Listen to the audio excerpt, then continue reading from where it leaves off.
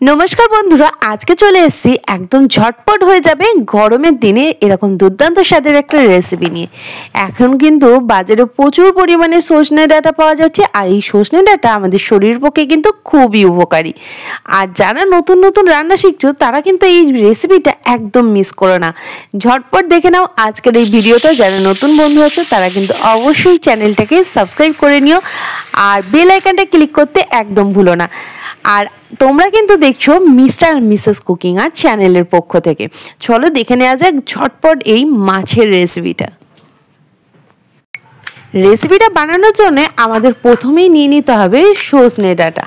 সজনে ডাঁটাগুলোকে আমরা দেখো একটু বড় সাইজের রেখে এইভাবে কেটে নিচ্ছি আর সজনে ডাঁটার এই আঁশগুলোকে আমরা ফেলে দিচ্ছি। প্রত্যেকটা সজনে ডাঁটাই কিন্তু একইভাবে কেটে নিতে হবে। এখানে আমি 200 গ্রাম মতো সজনে ডাঁটা নিয়েছি আর সজনে ডাঁটাগুলোকে ভালো করে এইভাবে আঁশগুলোকে ছাড়িয়ে একটু লম্বা লম্বা করে কেটে নিচ্ছি। তাতে কি হবে, ঝোলে পড়লে এটা খেতে ভালোও লাগবে আর খুব সুন্দরভাবে কিন্তু রান্নাটাও হয়ে যাবে।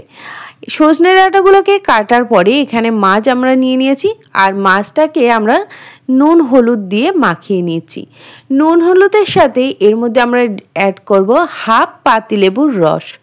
হাফ পাতিলেবুর রস এখানে আমরা দিয়ে দিলাম আর দিয়ে দিচ্ছি এখানে কাশ্মীরি রেড চিলি পাউডার, যাতে ভাজার পরে দেখতে আরও একটু সুন্দর হয়। তোমরা এটা না চাইলে নাও দিতে পারো, সম্পূর্ণ অপশনাল। দেওয়ার পরে এটাকে খুব ভালো করে মাখিয়ে নিচ্ছি। দেখো খুব সুন্দরভাবে সমস্ত মাছগুলোকে মাখিয়ে নিলাম যাতে সুন্দর একটা কালারও আসে আর দেখতেও খুব ভালো হয়। সমস্ত মাছগুলোকে মাখিয়ে নেওয়ার পরে আমরা কিন্তু মাছগুলোকে এবার ভেজে নেব। এখানে আমরা কড়াই বসিয়ে নিয়েছি আর কড়াইয়ের মধ্যে দিয়ে দিচ্ছি সর্ষের তেল। আজকের রেসিপির জন্য সর্ষের তেলটা কিন্তু অবশ্যই কিন্তু এখানে ব্যবহার করতে হবে। সর্ষের তেলের টেস্টটা দুর্দান্ত আসবে। তেলটাকে দেওয়ার পরে এখানে দিয়ে দিচ্ছি মাছগুলো।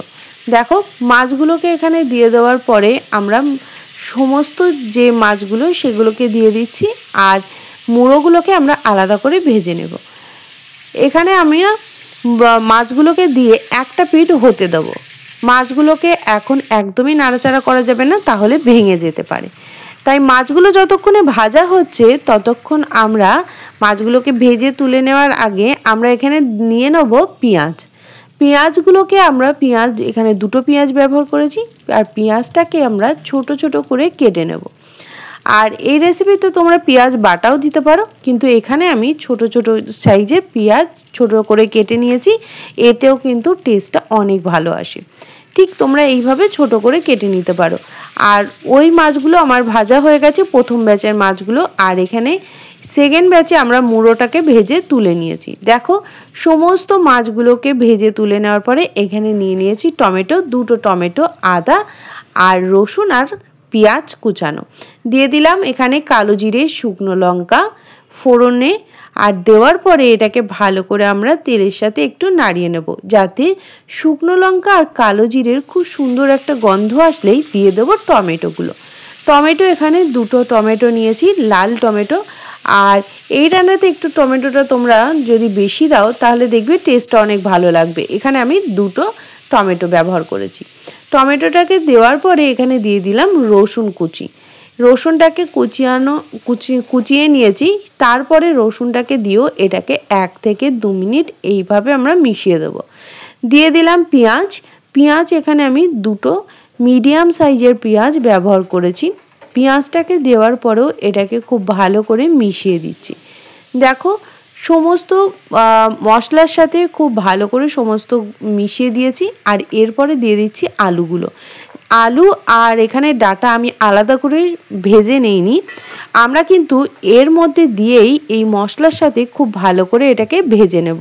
দেখো এইভাবে নাড়তে নাড়তে অনেকটাই কিন্তু আমাদের ভাজা হয়ে যাবে আর এক্সট্রা করে কোনো তেলেরও ব্যবহার করতে হচ্ছে না।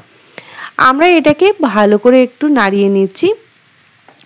আর সমস্ত আলু আর ডাঁটা যেহেতু একটু শক্ত আছে, তাই শক্ত জিনিসটাকে একটু ভালো করে নাড়িয়ে নেওয়ার আগে এর মধ্যে দিয়ে দিচ্ছি নুন, হলুদ, দিয়ে দিচ্ছি এর মধ্যে জিরে গুঁড়ো, দিয়ে দিলাম এর মধ্যে ধনে গুঁড়ো, ধনে গুঁড়ো আর জিরে গুঁড়োটাকে আমরা দিয়ে দিয়েছি। তোমরা চাইলে এখানে শুকনো লঙ্কার ব্যবহারটা করতে পারো, এখানে আমি শুকনো লঙ্কার কোনো ব্যবহার করিনি। দিয়ে দিচ্ছি কাশ্মীরি রেড চিলি পাউডার, আর এটাও কিন্তু সম্পূর্ণ অপশনাল, তোমরা না চাইলে কাশ্মীরি রেড চিলি পাউডার নাও দিতে পারো। সমস্ত কিছু কিন্তু মশলাগুলো আমরা এই আলু আর ডাটার সাথে মিশিয়ে নিচ্ছি। আর এইভাবে তোমরা একবার বানিয়ে দেখো, খেতে যেমন দুর্দান্ত হয়, এই গরমের দিনে কিন্তু অসাধারণ এর টেস্ট। আর এরপরে দিয়ে দিলাম আদা কোচানো আর দিয়ে দিলাম কাঁচা লঙ্কা চেরা। এখানে আমি ঝালটা কাঁচা লঙ্কা ঝালই রেখেছি, তোমরা যে যেরকম ঝাল খাবে সেখানে ঝালের পরিমাণটা একটু বাড়িয়ে নেবে। আর এরপরে আমরা এর মধ্যে দিয়ে দিচ্ছি জল। সমস্ত মশলার সাথে আলু আর ডাটাটাকে কষিয়ে নেওয়ার পরে আমরা এর মধ্যে জল দিয়ে দিচ্ছি। ঝোলটা তোমরা যতটা যে পরিমাণ তোমরা ঝোল খাবে সেই পরিমাণে এর মধ্যে জলটা অ্যাড করবে। ঢাকা দিয়ে আমরা কিছুক্ষণ আগে আলু আর ডাটাটাকে সেদ্ধ করে নেব। দেখো খুব সুন্দর একটা কালার চলে এসছে, আর সাইডে দেখো তেলও ছেড়ে দিয়েছে, আর গন্ধ কিন্তু অসাধারণ বার হয়েছে। এরপরে আলু আর ডাটা সেদ্ধ হয়ে যাওয়ার পরে দিয়ে দিচ্ছি মাছগুলোকে আমরা একটা সাইড করে প্রত্যেকটা মাছ এর মধ্যে দিয়ে দিচ্ছি। আর মাছগুলো যেহেতু এখানে আমাদের ভাজা রয়েছে, তাই মাছগুলো হতে বেশি সময় একদমই লাগবে না। এখানে আমরা 3 থেকে 4 মিনিট মাছগুলোকে একদম লো টু মিডিয়াম আঁচে ভালো করে ফুটিয়ে নিয়ে তারপরেই নামিয়ে নেব। মাছগুলোকে আমরা দিয়ে দিয়েছি, দেওয়ার পরে এর মধ্যে ওপর থেকে একটু ধনেপাতা কুচানো ছড়িয়ে দিলাম। ধনেপাতা কুচানো কিন্তু এরকম হালকা পাতলা ঝোলে তোমরা যদি ধনেপাতা কুচানো দিয়ে দাও তাহলে কিন্তু ঝোলের টেস্টটা আরও সুন্দর চলে আসে। দেওয়ার পরে এটাকে ঢাকা দিয়ে 3 থেকে 4 মিনিট আমরা লো টু মিডিয়াম আঁচে ভালো করে ফুটিয়ে নিচ্ছি। দেখো খুব সুন্দরভাবে হয়ে এসছে, আর কালারটা জাস্ট দুর্দান্ত এসছে। তোমরা বাড়িতে না বানালে বুঝতেই পারবে না, এই মাছের ঝোল কিন্তু স্বাদ অসাধারণ। ভাতের সাথে গরমের দিনে এরকম পাতলা মাছের ঝোল তোমরা অবশ্যই একবার ট্রাই করো, খেতে কিন্তু দুর্দান্ত লাগে। এরপরে আমরা একটা পাত্রের মধ্যে এটাকে তুলে নিচ্ছি সমস্ত ঝোল আর মাছগুলোকে, আর এরপরে এগুলোকে তুলে নিয়ে একটা পাত্রের মধ্যে রেখে দিচ্ছি। আর ওপর থেকে আমি একটু গরম মশলার গুঁড়ো ছড়িয়ে দিয়েছিলাম।